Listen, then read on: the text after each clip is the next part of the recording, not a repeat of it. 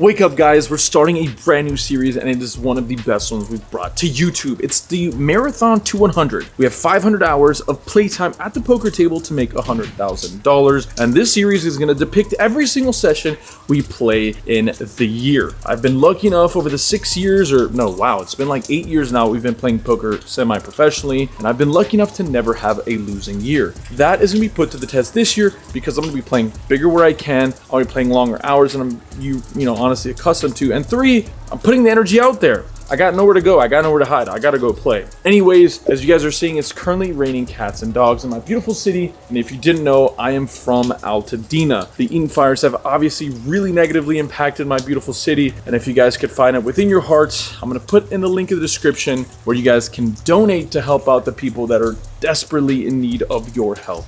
If you were looking for an excuse, this is it. If you like Close to Broke, if you like me, best thing you can do right now is to help out the people that really do in fact need it. So this is your call. This is me asking you guys to help where you can.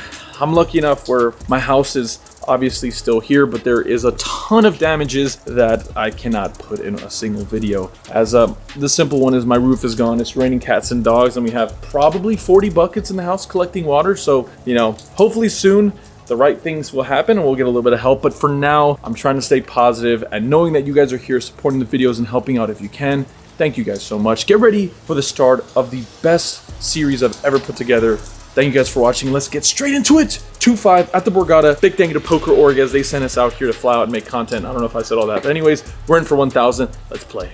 With a new challenge in front of us and a fresh stack of chips to go along with it, I'm ready to battle. Action starts off in a short-handed game. When it folds to me in the small blind, I ask the opponent to my left if he wants to chop, and he says he doesn't, so that's fine with me. I look down at a Jack-8 suited, I decide to raise, and he makes the call. Everything is pretty kosher as we get off to a flop here that comes out giving me nothing. King, 7, 6, 2 spades, and a diamond. Well, if that's the sign of things to come, looks like a whole lot of whiffing. I go ahead and c-bet for whatever reason at 30 bucks. A little bit big here, as I think a $20 bet gets the same thing to happen. My opponent will call with, all the kings, call with middling pairs as well as random draws, and fold all of the junk he has. So don't need to bet that big here, but I go ahead and make it 30. He decides to raise to 100, and I consider doing something stupid, but there's a long challenge ahead of me, so let's not blast off early on. I go ahead and take my loss and surrender the hand. One thing I will definitely have to get really good at in this series is picking up pocket aces in a timely fashion. Our opponent in early position decides to limp. I am in the cutoff with pocket aces, and I decide to isolate to 30. I'm gonna go big here. We have a good hand. Let's play the merit of our hand. Yeah, raising, optimal. Folds back over to that opponent who makes the call. We're going off to a flop here that's Jack 10-3 rainbow. A little sketchy as there's a bunch of draws out there, but, double-edged sword. It's a good thing. Our opponent will continue with a bunch of random draws. So when the opponent checks to me, I throw out a small c-bet to which our opponent calls. Playing things in flow when the turn card now pairs the bottom card. Our opponent checks, and once again, we're left with a pretty simple decision. Whether that's to go betting for value or deciding to trap. I decide to do with the first of the two options, and the reason being is that our opponent can still have a bunch of draws I'm never going to get value from on the river unless they make the best hand, or even better so, if our opponent has a hand that contains a jack, they're probably never folding. If they have a hand as strong as ace 10 or king 10, once again, they're probably not folding to a second bet. I make it 85, and it seems like that is a perfect amount for my opponent to fold. Unfortunate that we couldn't get any more chips there, but at this point, we're going 1 win, 1 loss. Hopefully, we can continue bringing this session around. Before I set out to do this task, I thought it'd be easier than taking candy from a baby. What I didn't realize was that babies have remarkably strong grip strength. That, coupled with my cockiness that is bordering insanity, I realized pretty quickly, this shit's gonna be fucking hard. I really appreciate future me providing so much wisdom there, but we have some more poker hands to go over, and in this next hand, I look down at 8-9 of spades. I make it $20 to go. Early position limper, the cutoff, the button, and the small blind all make the call. We're going way too many ways to a flop where I end up with an open ender on a flush draw board. Action checks over to me, and seems like a decent idea to c-bet sometimes, so I decide to stay with the aggression in the hand, and I make it $50 to go. Only the cutoff makes a call. We're going off to a turn card here that now gives me the absolute nuts. It's the 6 of spades. That's a sight for sore eyes, considering not a lot has gone absolutely perfect, but this is the best case scenario. I check it over to my opponent, now showing a little bit of weakness. You can bet, you can check. Seems like not a lot of awful ideas. I'm gonna let my opponent do the bidding for me. They bet 90. The action's back over to me. Easy spot for us to raise, just in case our opponent has a flush draw. We want to charge them for that. And in the opposite case, if our opponent is sitting there with a top pair and blocking or, trying to negate me from getting said flush draw, let's make it big. I make it 210 to go. Seems like a good idea. My opponent thinks it's a lovely idea and they make the call. The river card now comes out a 5 of clubs. This is pretty interesting too. Why, you might be asking? It's because I still have the absolute nuts, so shout out to that guy. With about 650 being the effective stack here, I think it's a good idea to get greedy. If my opponent thinks I'm full of shit, they're gonna call me with whatever it is that they have anyways, and I'm never targeting a hand that's that weak. Can top pair good kicker call a full jam? Probably not.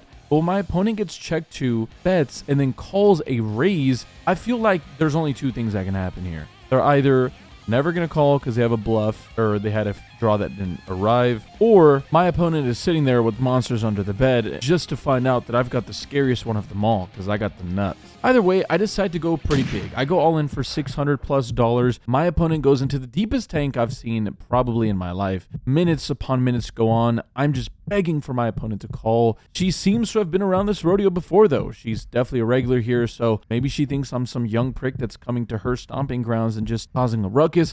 Little does she know, yeah, I just got the nuts. Yeah, I'm sorry. I don't know what to tell you. Either way, after a very long tank, our opponent eventually folds. Super frustrating to say the least, but good on her as she made the right play. Yeah, there's quite a few tables going, to be honest, but it seems like nobody wants to play at our table. Only like 5 of us are sitting down here. Some people are away for dinner and some people just don't want to play poker anymore. I can't blame them. Action checks to me in late position. I've got ace jack. Doesn't take a brain surgeon to realize this is a good poker hand. I raise. Only the big blind makes a call. They've been kind of action, honestly. So when the flop comes out ace jack 4 with 3 spades, our opponent checks to me, and I think that this is a good idea to go ahead and bet. Top 2 pair. Once again, doesn't take the sharpest tool in the shed to bet here to realize that value is something we need to extract. Our opponent calls, and the turn card comes a 6 of hearts. Pretty good turn card here. Nothing really changes when the action checks over to me, and I'll decide to bet a little bit on the larger side. Going the size of the pot seems like a reasonable idea. Once again, we have top 2 pair. There's a bunch of worse hands my opponent can be either drawing with or have value themselves as just inferior, like worst 2 pairs. So I make it 75 to go. My opponent thinks about it for a bit before eventually calling. Things seem to be playing out fairly well, and even better yet when the river card comes the 8 of hearts. My opponent thinks about it for a second before deciding to check. This feels like clear indecision from my opponent here, and that live read can be taken a bunch of different ways, but it seems pretty clear that my opponent is either posturing and wants me to bet for them, or they just genuinely don't know what the hell to do. They were trying to figure out if they should bet, if they should check, if they should maybe even just run away or go see their kids. I have no idea, to be totally honest. So after a bit of thinking myself, I think betting is the best idea, but the question is, how much do we want to bet? And I think $10 is the perfect amount. If my opponent has a better hand, they'll probably always raise to a really ridiculous amount, but the likelihood is I'm actually just showing a bunch of weakness by betting this small. Maybe they raise and value own themselves. All that to be said, we'll never find out as our opponent just makes a call. I very confidently show my hand when he just calls here. I'm never losing. This time right here, I lost. This specific time right now, this moment in time, I lost. At 5-7 offsuit. Pot size bet on the turn. I don't know how the hell he called, but yeah, straight beats top 2 pair. Good hand, sir.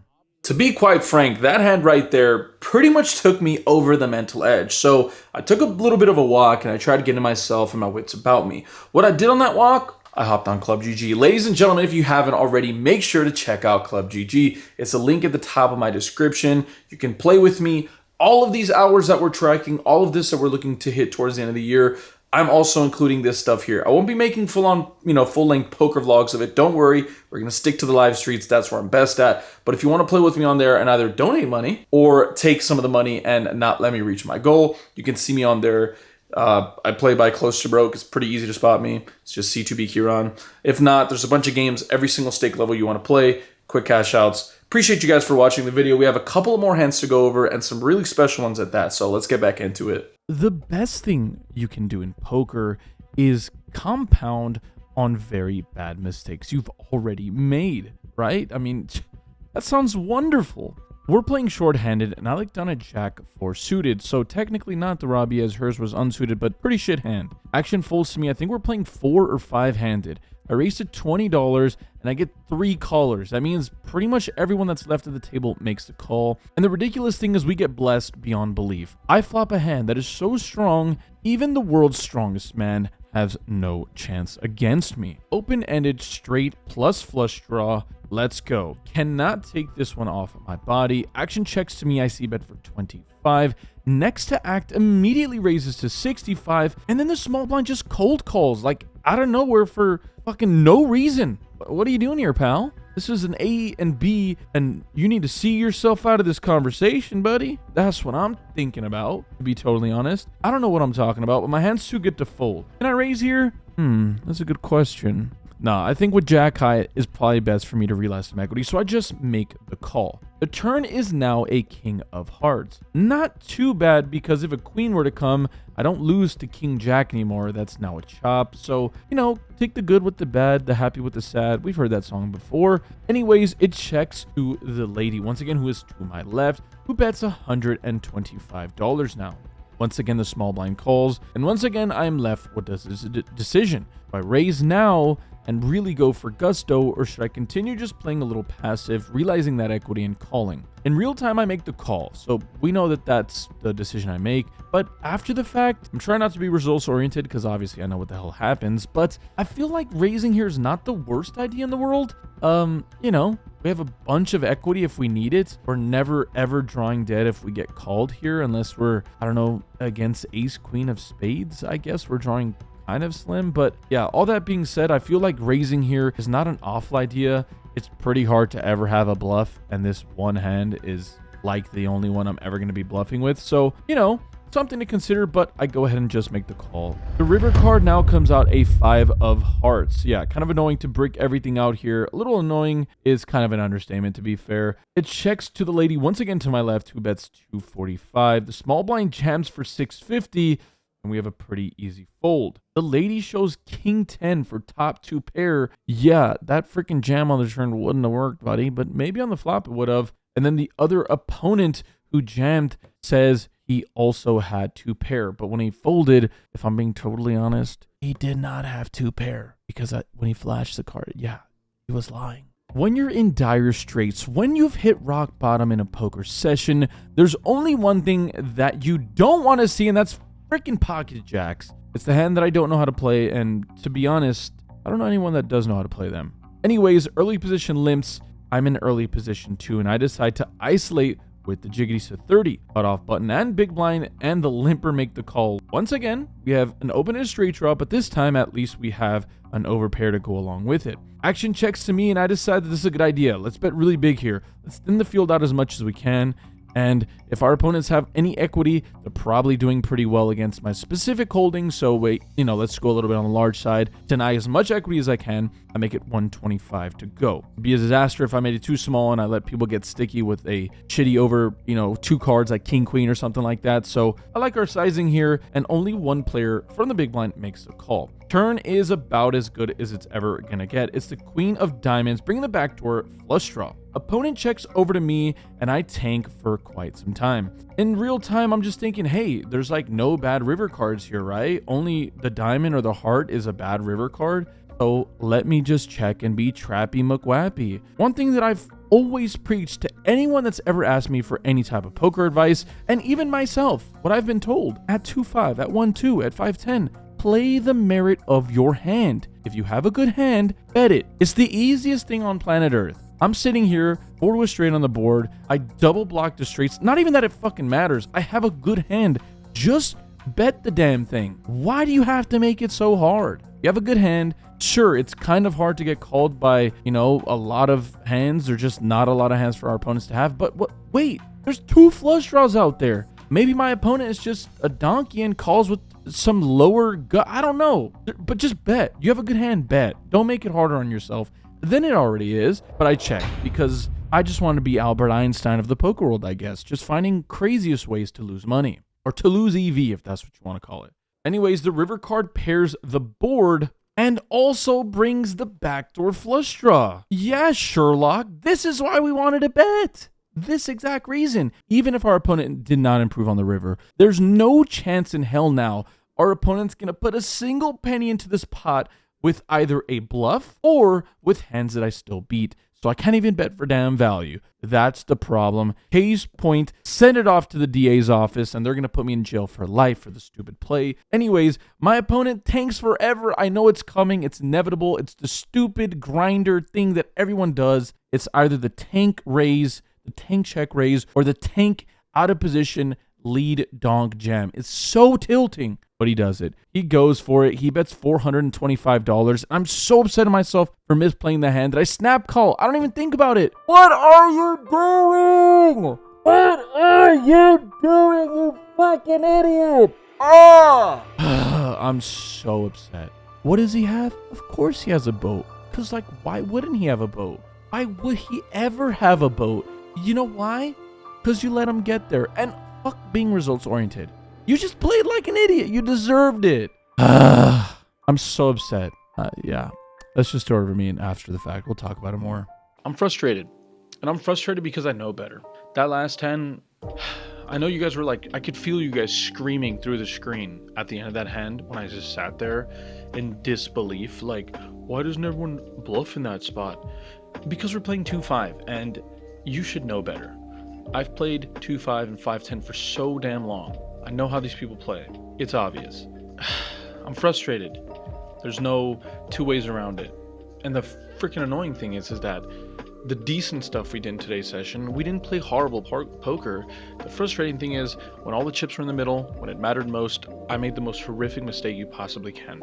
I didn't even think about it. That's the annoying part. I just like snap called, but I knew when I was calling that I was always losing.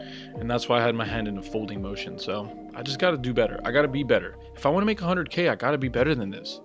And that's the frustrating part is like, I don't even know. Like, am I even better? Can I actually do this? I'd like to think I can, but when I do stupid shit like that, I'm like, I probably can't. I'm just drawing dead. All right, well, today's been a long day. I lost $830. I played for 2 hours. And one thing I want to do moving forward is whenever we make drastic mistakes like we did today, I want to make sure that I hold myself accountable in some fashion. So I'm going to add something called the poopsie meter. Shout out to Negreanu. He invented this thing on his WSOP vlogs. Yeah, let's hold ourselves accountable and let's get better. Today's loss doesn't matter if tomorrow's win is helped or assisted by the fact that we learned something from today's loss. On a paired board with 4 cards to a straight and a backdoor flush comes in, fold a straight. They're never bluffing.